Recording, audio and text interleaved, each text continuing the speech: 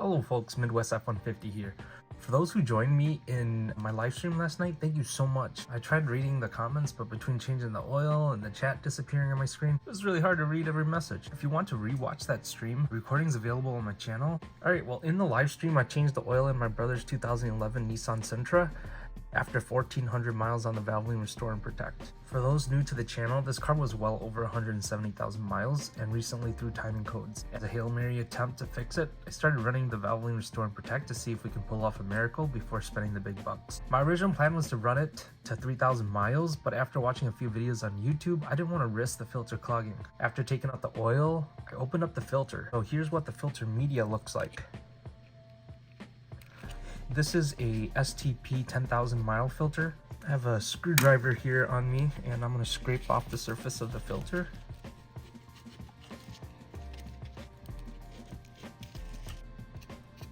Look at that thick sludge. Now the reason I think it sludged up so quickly is because my brother has been running extended oil change intervals in his journey to 170,000 miles. And over time, the extended oil changes lead to heavy carbon buildup inside the engine that is only now being picked up by the Valvoline Restore and Protect. I think the Valvoline Restore and Protect is absolutely working. I'm glad I did this oil change at 1,400 miles. I was really on the fence about it, but I ultimately made the right call for this vehicle. So right now, the Nissan Sentra is running a fresh round of Valvoline Restore and Protect. I think given our recent learnings, I'll flush it out at 1,000 miles and then check the oil filter again.